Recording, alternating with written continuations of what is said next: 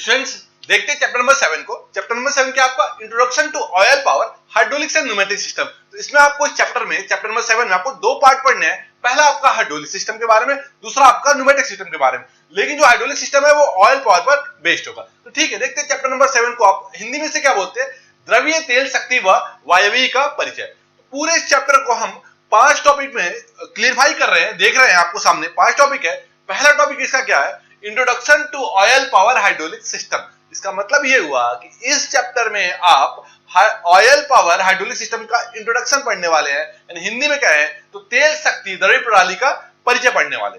दूसरा जो टॉपिक है इस चैप्टर का वो है इंट्रोडक्शन टू न्यूमेटिक सिस्टम, यानी ये पूरा का पूरा वायवीय प्रणाली पर बेस्ड है, यानी ये हाइड्रोलिक सिस्टम से बिल्कुल अलग होने वाला है। ठीक है, तो ये दो टॉपिक आपके यहाँ पर क्लियर हो जाते हैं। थर्ड आपका आता है statement of pascal law and its application. ये जो पास्कल लॉ यानी कुल मिलाकर के इस चैप्टर में आप पास्कल लॉ के बारे में पढ़ेंगे, पास्कल लॉ का स्टेटमेंट पढ़ेंगे और उसके बाद इसका एप्लीकेशन यानी यूजेज आप देखेंगे इसमें। ठीक है स्टूडेंट्स, हिंदी में देखेंगे क्या कहेंगे इसके, पास्कल के नियम का परिचय और उसका उपयोग, यानी पास्कल का नियम और उसका उपयोग, इसके बारे में आप यहाँ स्टडी करेंगे।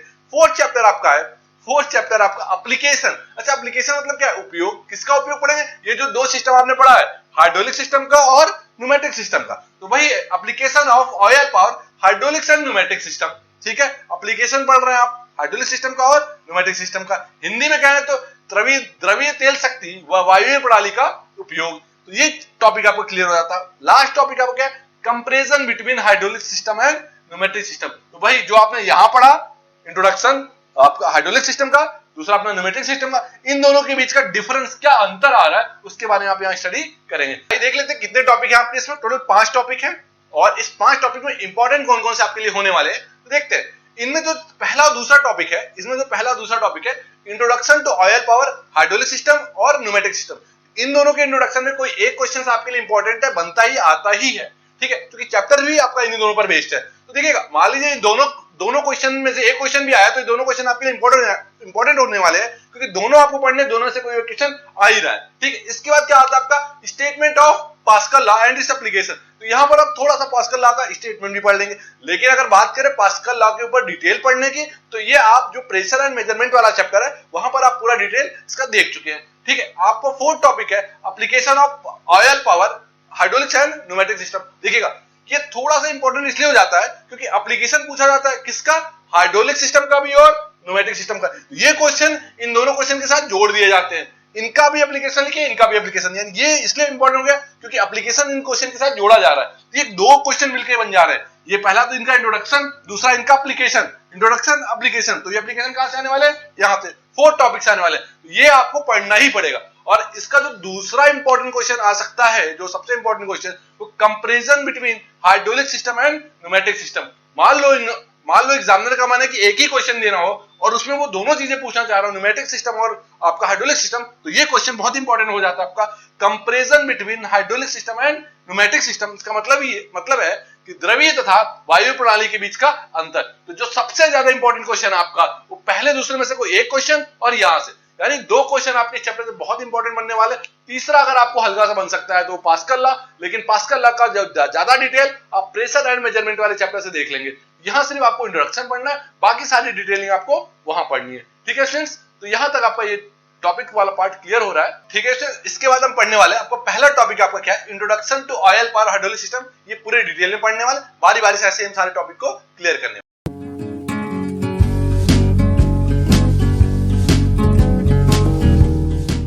स्टूडेंट्स, टॉपिक आपका introduction to oil power hydraulic system. इसका मतलब ये हुआ कि आपको इंट्रोडक्शन देखना है ऑयल पावर हाइड्रोलिक सिस्टम जो कि ऑयल के पावर पर बेस्ड है। हिंदी में क्या कहेंगे इसको, तेल शक्ति द्रव्य प्रणाली का परिचय। मतलब जो द्रव्य प्रणाली है वो तेल के शक्ति पर निर्भर कर रहा है। चलिए देखते हैं इसके टॉपिक के अंदर क्या क्या है आपके पास।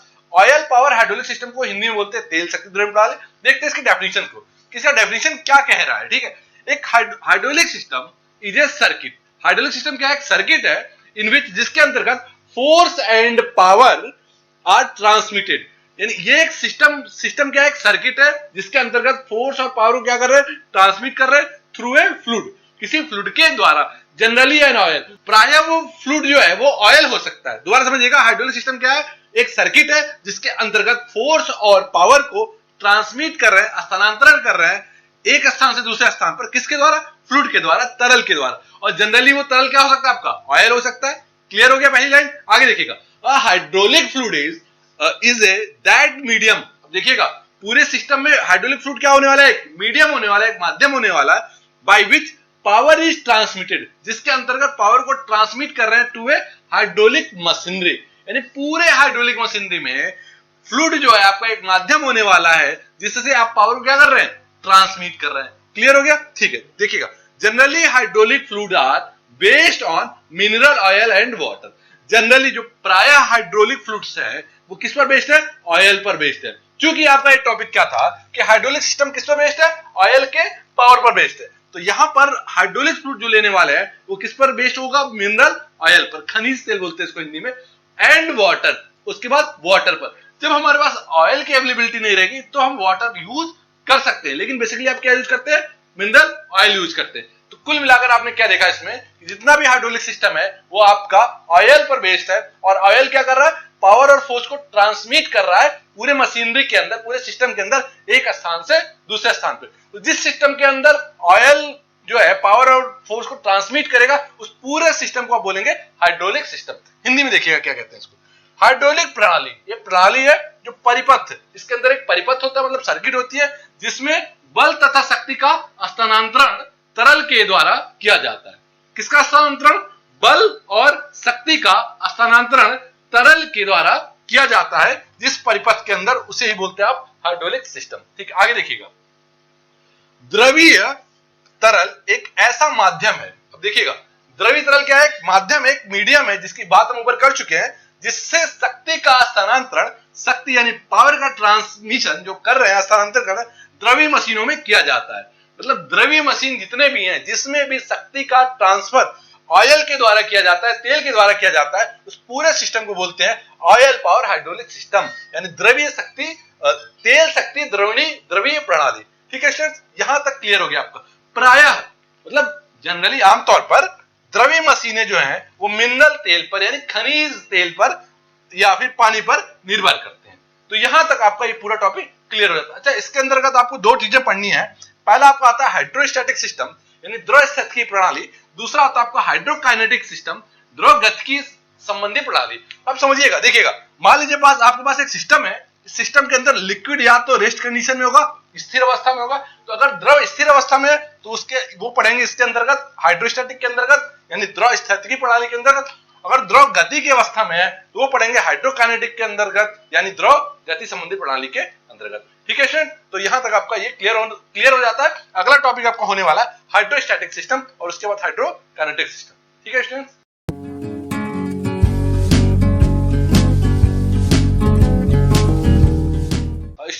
हाइड्रोस्टैटिक सिस्टम और हाइड्रोकाइनेटिक सिस्टम दो टॉपिक इसमें पढ़ने हैं।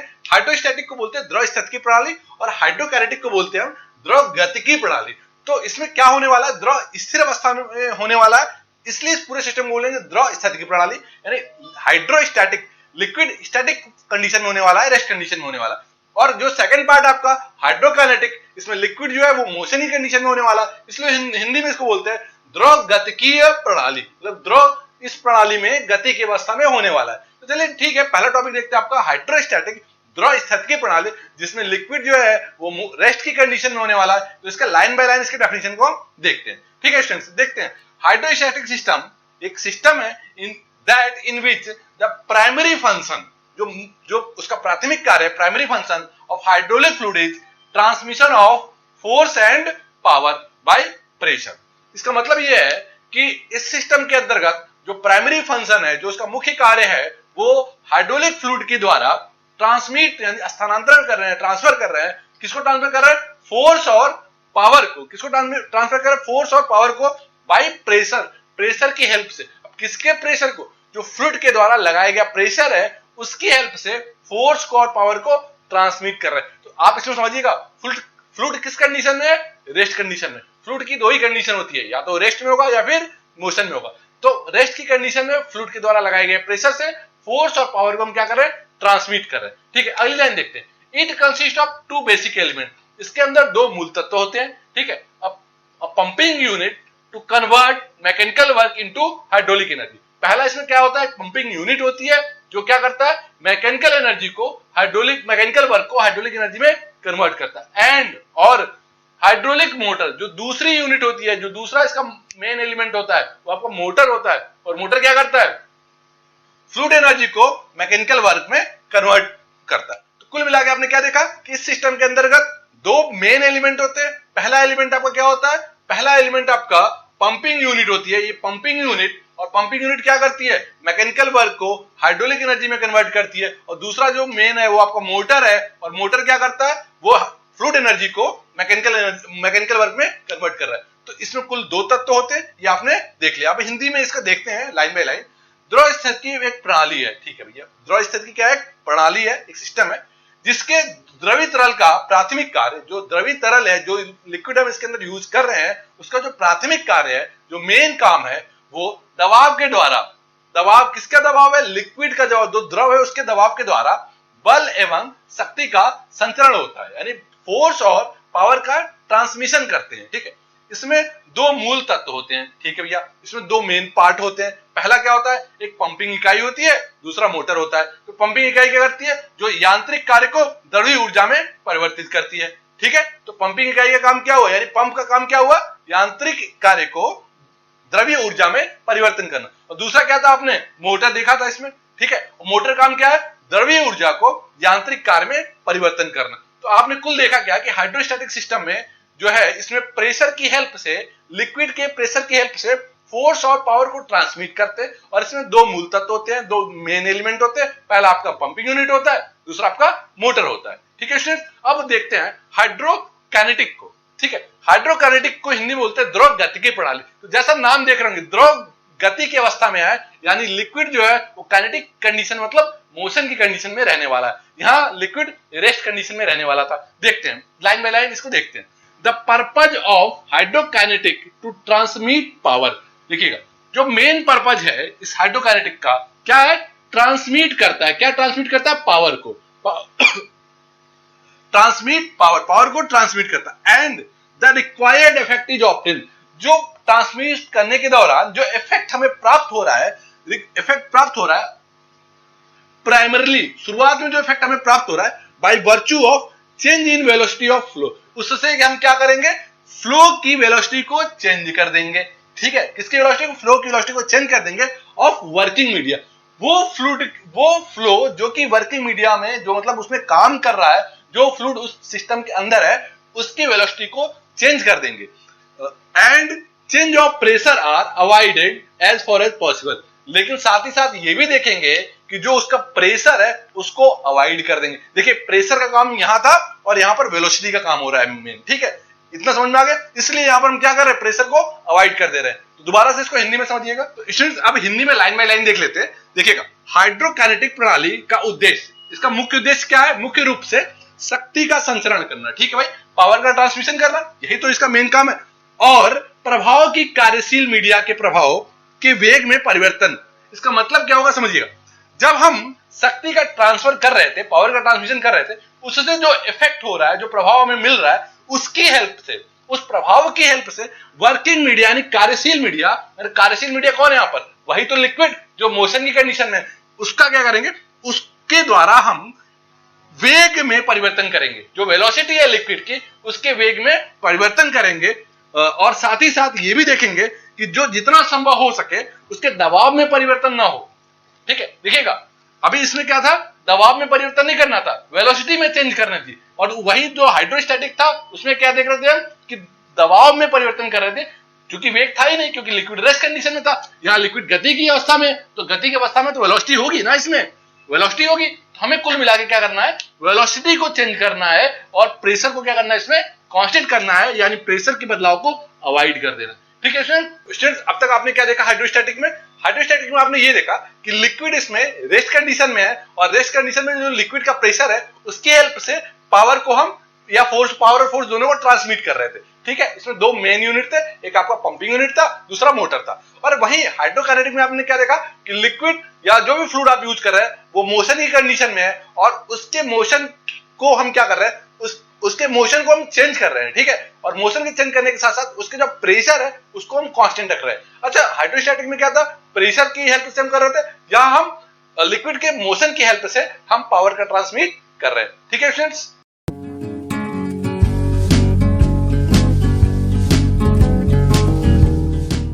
सेकंड टॉपिक आपका है इंट्रोडक्शन टू न्यूमेटिक सिस्टम। अब देखिएगा इसमें क्या पढ़ना है, इंट्रोडक्शन पढ़ना है, किसका पढ़ना है, न्यूमेटिक सिस्टम का। जैसा कि आप जानते हैं कि न्यूमेटिक सिस्टम में क्या है, पूरा एयर बेस्ड सिस्टम होता है। ठीक है, इसको हिंदी में बोलते हैं वायवीय प्रणाली का परिचय। मतलब इसमें जो परिचय आप देने वाले हैं वो न्यूमेटिक सिस्टम का या फिर वायवीय प्रणाली का देने वाले हैं। चलिए ठीक है, देखते हैं न्यूमेटिक सिस्टम या वायवीय प्रणाली होती क्या है। तो स्टेप बाय स्टेप इसको देखते हैं। ठीक है, न्यूमेटिक क्या है आपका, pneumatic is a branch of engineering. ये इंजीनियरिंग की एक ब्रांच है। क्या, न्यूमेटिक, अभी न्यूमेटिक की बात कर रहे हैं।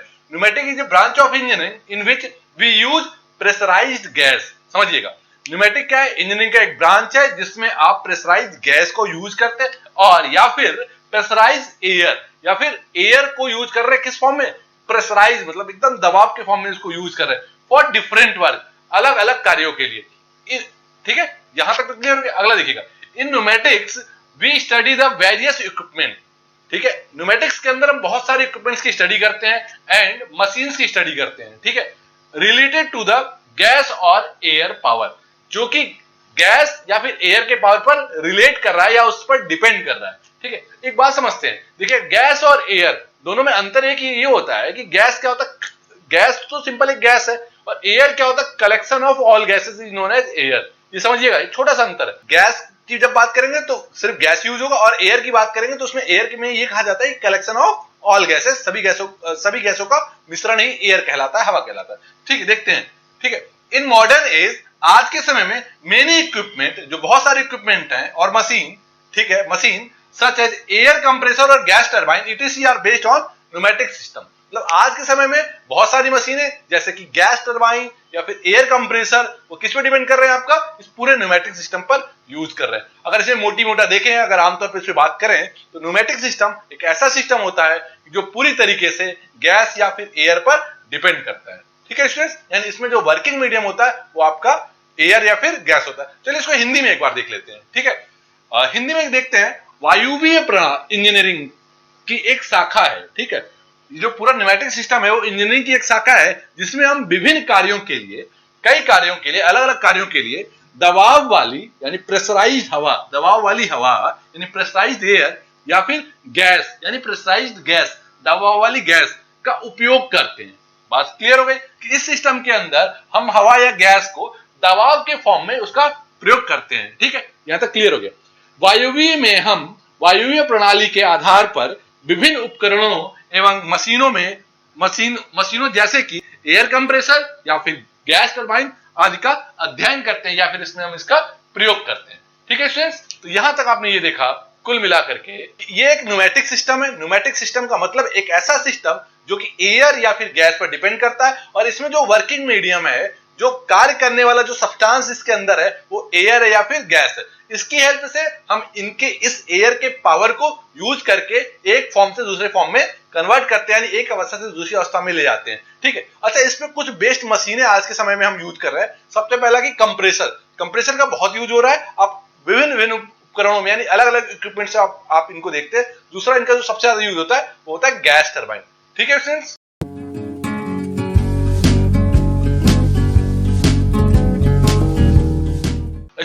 थर्ड टॉपिक आपका statement of pascal law and its application. यानी इस टॉपिक में आप पास्कल के लॉ के बारे में पढ़ेंगे और एप्लीकेशन यानी उनके यूजेस के बारे में पढ़ेंगे। इस लॉ का यूज आप कहां कहां कर रहे हैं। ठीक है, तो देखते हैं पास्कल के लॉ के, पास्कल के नियम को। ठीक है, पास्कल चूंकि एक साइंटिस्ट है, उन्हीं के नाम पर यह नियम बना हुआ है और उन्होंने इस नियम को बनाया था। ठीक है, देखते हैं डेफिनेशन को, इसके स्टेटमेंट को देखते हैं। The pressure and intensity of pressure, समझिएगा यहां पर प्रेशर और इंटेंसिटी ऑफ प्रेशर, मतलब इसको हिंदी में दाब बोलते हैं या फिर दाब तीव्रता। द प्रेशर और intensity of pressure at A point, किसी एक बिंदु पर, इन ए स्टैटिक फ्लूइड कैसा है, स्टैटिक है, मतलब रेस्ट कंडीशन में है, फ्लूइड रुकी हुई अवस्था में है, विराम अवस्था में, is equal in all direction. इसका मतलब था कि एक फ्लूइड है जो रेस्ट कंडीशन पर है और उस पर लगने वाले जितने भी प्रेशर हैं वो सभी दिशाओं से क्या हो जाते हैं, उस पर्टिकुलर बिंदु पर सेम हो जाते हैं, इक्वल हो जाते हैं। ठीक है, हिंदी में देख लेते हैं। पास्कल के नियम के अनुसार कोई भी तरल विराम अवस्था में किसी बिंदु पर सभी दिशाओं में समान दाब लगता है। इसका मतलब यह है कि जैसे मान लो हम एक ग्लास में पानी लेते हैं, ठीक है। वो पानी क्या स्थिर अवस्था में, रेस्ट कंडीशन में, तो उस रेस्ट कंडीशन के किसी एक बिंदु पर, किसी एक पॉइंट को, किसी एक फ्लूइड के पार्टिकल को, किसी एक कण को हम उठा लेते हैं और उस पर ऑब्जर्व करते हैं, उस पर ध्यान देते हैं कि उस पर लगने वाले जितने भी अलग अलग दिशाओं से जो प्रेशर है P1, P2, P3, मान चलिए एक्स एक्सिस पर, वाई एक्सिस पर, जेड एक्सिस पर, ये तीनों लगने वाले जो प्रेशर है वो किसी एक बिंदु पर क्या होंगे, समान हो जाएंगे। जैसे कि आप इधर से इधर से इधर से, यानी एक्स एक्सिस, वाई एक्सिस और जेड एक्सिस पर लगने वाले तीनों दिशाओं से जो प्रेशर होते हैं, प्रेशर क्या होते हैं, समान होते हैं। ये किसने बताया था, यही तो पास्कल ने बताया था, तभी तो P1 equal to P2 equal to P3 आया। मतलब कि कुल मिला के पास्कल ने क्या बताया आपको, दोबारा से एक बार क्लियर कर लेते हैं। पास्कल जी ने यह बताया था कि कोई भी द्रव अगर विरामावस्था में है तो उस विरामावस्था के द्रव के किसी एक बिंदु पर, किसी एक कण पर सभी दिशाओं से, यानी तीनों दिशाओं से, एक्स वाई जेड दिशाओं से लगने वाला जो प्रेशर होता है वो प्रेशर क्या होता है, समान हो जाता है। जैसे देखिए P1, P2, P3, मान के लिए एक्स डायरेक्शन से, वाई डायरेक्शन से या जेड डायरेक्शन से, तीनों दिशाओं से लगने वाला जो आपका प्रेशर है, प्रेशर क्या हो जा रहा है आपका, बराबर हो जा रहा है, सेम हो जा रहा है। यही पास्कल ने कहा था, ठीक है स्टूडेंट्स।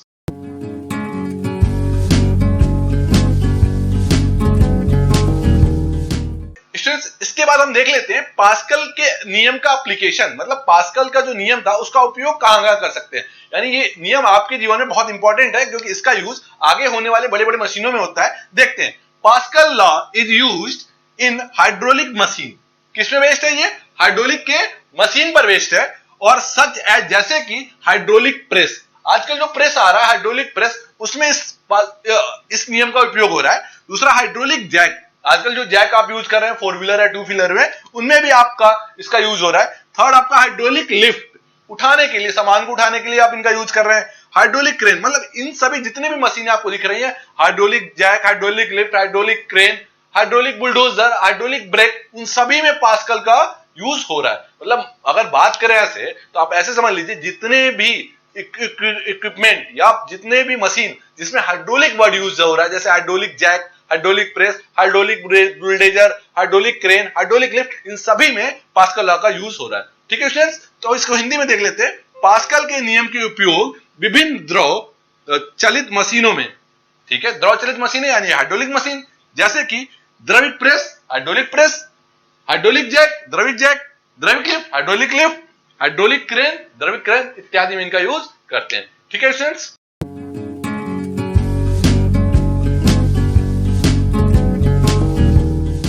स्टूडेंट्स, फोर्थ टॉपिक आपका इस चैप्टर का application of oil power hydraulics and pneumatic system. देखिए, एप्लीकेशन पढ़ना, उपयोग पढ़ना, यूज पढ़ना, किसका पढ़ना है, ऑयल पावर हाइड्रोलिक सिस्टम का और न्यूमेटिक सिस्टम का। देखिए, ऑयल पावर हाइड्रोलिक्स जो है, ये ऑयल पावर वर्ड जो आ रहा है वो हाइड्रोलिक्स के लिए आ रहा है। Basically oil power hydraulic system और न्यूमेटिक सिस्टम के लिए आपको किसका एप्लीकेशन पढ़ना है, एप्लीकेशन पढ़ना मतलब यूजेज पढ़ने हैं इसके। ठीक है, तो इसको हिंदी में देख लेते हैं, द्रवीय तेल शक्ति एवं वायवीय प्रणाली का उपयोग। ठीक है स्टूडेंट्स, तो देखते हैं इनका यूज हम कहां कहां करते हैं। ठीक है, ये क्वेश्चन जो अन्य क्वेश्चन के साथ जोड़ करके पूछा जा सकता है, जैसे पूछा जाएगा what is hydraulic system, right its application, मतलब ये जो एप्लीकेशन वर्ड है ये क्वेश्चन के साथ अटैचमेंट में दूसरा क्वेश्चन रहेगा हमेशा, तो इसको पढ़ना बहुत जरूरी है आपके लिए, समझिएगा।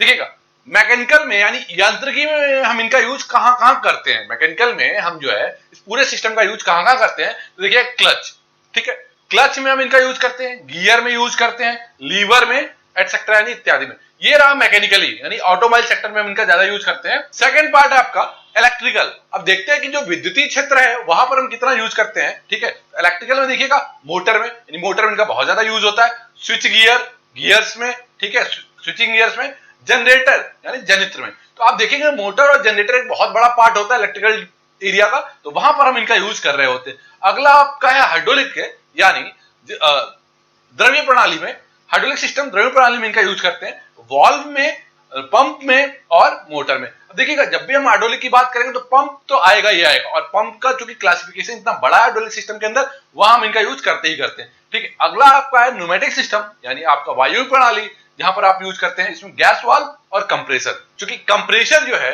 ये बहुत बड़ा एरिया आपका न्यूमेटिक पार्ट में इंक्लूड होता है, जहां पर हम इनका बहुत अधिक मात्रा में यूज कर रहे होते हैं। तो ये पूरा 4 पार्ट है जिसमें आप जो है इस पूरे सिस्टम का यूज कर रहे हैं। पहला आपका मैकेनिकल में आपने देखा कहां पर, गियर में और क्लच में। ठीक है, दूसरा आपका इलेक्ट्रिकल पार्ट है, जो इलेक्ट्रिकल पार्ट है उसमें मोटर, स्विच गियर, जनरेटर में देखा आपने। थर्ड आपका है हाइड्रोलिक सिस्टम, जिसमें आपने देखा कि पंप में, बेसिकली पंप इसका मोस्ट इंपॉर्टेंट पार्ट है। फोर्थ आपका न्यूमेटिक एरिया। न्यूमेटिक में आप देखेंगे कंप्रेशर या फिर आप गैस वॉल्व का यूज कर रहे होते हैं। स्टूडेंट्स, एप्लीकेशन वाला जो पार्ट है इसको आप इसलिए तैयार भी कर लेंगे क्योंकि कोई भी क्वेश्चन जब आपका न्यूमेटिक से या फिर हाइड्रोलिक से पूछा जाएगा तो उसमें आप एप्लीकेशन वाले पार्ट को जरूर ऐड करेंगे। उससे क्या होगा कि आपके ज्यादा से ज्यादा नंबर पाने का जो चांस है वो बढ़ जाएगा आपका। ठीक है स्टूडेंट्स।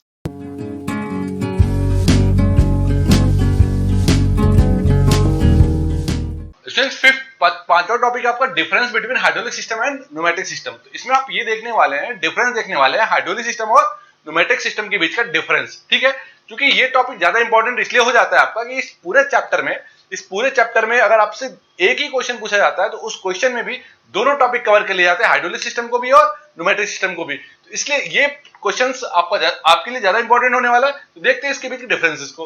पहला है आपका हाइड्रोलिक सिस्टम, जिसको बोलते हैं हिंदी में द्रवीय प्रणाली। तो स्टेप बाय स्टेप एक एक पॉइंट को इसको हम डिस्कशन कर लेते हैं, देख लेते हैं। पहला पॉइंट क्या है आपका, it employs a pressurized liquid as a fluid. इसका मतलब ये था कि जब भी हम हाइड्रोलिक सिस्टम को देख रहे थे तो उसमें जो भी लिक्विड हम यूज कर रहे हैं वो किस फॉर्म में होगा, प्रेशराइज्ड फॉर्म में होगा, यानी प्रेशर के फॉर्म में वो लिक्विड आपका यूज किया जाएगा। ठीक है स्टूडेंट्स, अगला जो आपका सेकंड पॉइंट है इसमें, an oil hydraulic system operate at a pressure up to 700 bar. समझने की बात यह है कि हाइड्रोलिक सिस्टम में जो भी लिक्विड आप यूज कर रहे हैं वो ऑयल होता है और ऑयल जो ऑपरेट किया जाता है वो मैक्सिमम अप टू 700 बार तक, यानी जो भी मैक्सिमम प्रेशर पर इसको ऑपरेट कर सकते हैं वो 700 बार का होता है, यानी 700 बार प्रेशर तक का हम हाइड्रोलिक सिस्टम को यूज कर सकते हैं। ठीक है, थर्ड आपका आता है generally designed as a close system. Hydraulic system क्या है, क्लोज सिस्टम होता है बेसिकली इसलिए क्योंकि इसमें एटमॉस्फेयर का कोई इफेक्ट नहीं है, क्योंकि इसमें ऑयल यूज कर रहे होते हैं। ठीक है, तो ये कैसा सिस्टम है, कैसा निकाय है आपका, ये एक बंद निकाय है। तो वैसे ही लिखा हुआ है, आमतौर पर बंद निकाय के रूप में डिजाइन किया जाता है। ठीक है, आपका फोर्थ आपका क्या है, system slow down when leakage. देखिएगा, चूंकि इसमें लिक्विड है और लिक्विड में ऑयल है, ऑयल अगर लीक कर जाता है तो पूरा सिस्टम आपको क्या हो गया, स्लो डाउन हो जाता है, धीमा हो जाता है। तो देखिएगा वही लिखा हुआ है, प्रणाली में रिसाव होने पर धीमा हो जाता है, ये सिस्टम पूरा क्या हो जाता है आपका, स्लो हो जाता है। पांचवा क्या आपका, वॉल्व ऑपरेशन आर डिफिकल्ट। देखिए इसमें वॉल्व का जो ऑपरेशन होता है, वॉल्व की जो क्रिया होती है बहुत ज्यादा कठिन हो जाती है, तो वही इसको हिंदी में लिखे हुए हैं, वॉल्वों की क्रिया कठिन होती है। ठीक है, लास्ट आपका हैवियर इन वेट, क्योंकि आपका एक क्लोज सिस्टम है, क्लोज सिस्टम की वजह से ये सिस्टम आपको बहुत ज्यादा भारी हो जाता है। ठीक है, तो ये पूरा अपने 6 टॉपिक, ये 6 पॉइंट आपने हाइड्रोलिक सिस्टम के अंदर देखा। अब हम बात करते हैं न्यूमेटिक सिस्टम को। न्यूमेटिक सिस्टम को हिंदी में वायवीय प्रणाली बोलते हैं, समझिएगा।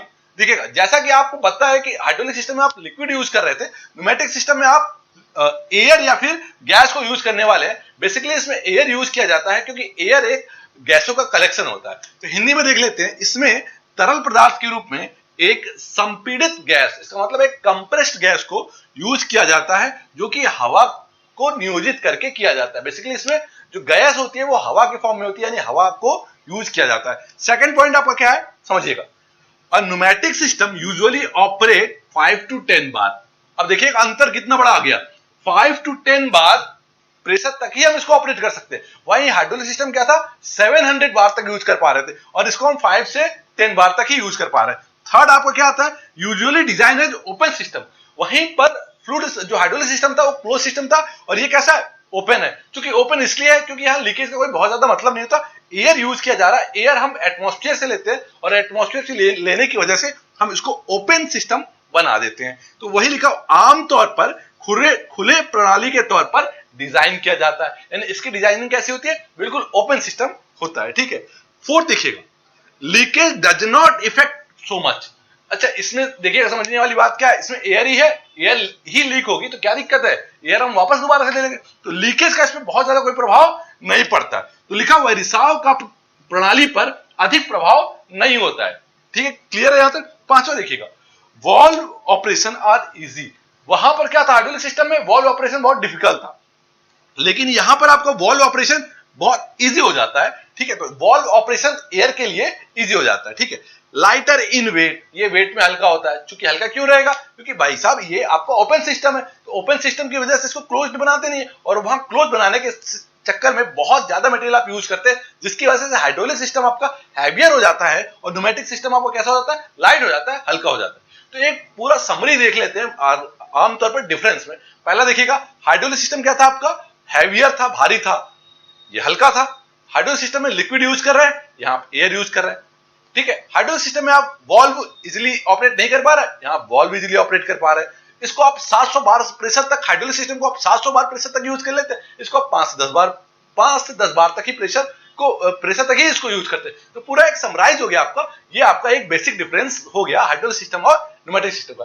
क्योंकि ये इस चैप्टर में ये टॉपिक बहुत इंपॉर्टेंट होने वाला है, क्योंकि एग्जामिनर को अगर एक ही क्वेश्चन देना है और वो चाहता है कि दोनों टॉपिक पूछ ले, आपको हाइड्रोलिक सिस्टम भी और न्यूमेटिक सिस्टम भी, तो उसके पास एक बेस्ट ऑप्शन हो जाता है difference between hydraulic system and pneumatic system. ठीक है स्टूडेंट्स, तो यहां तक आपका चैप्टर नंबर 7 क्लियर हो जाता है। स्टूडेंट्स, इस पूरे चैप्टर को देखने के लिए आपको बहुत बहुत धन्यवाद, और आपको नेक्स्ट चैप्टर भी आपको मिलने वाला है। ठीक है स्टूडेंट्स, डाउनलोड करें APH इंजीनियरिंग एकेडमी ऐप और पाएं बेस्ट कोचिंग।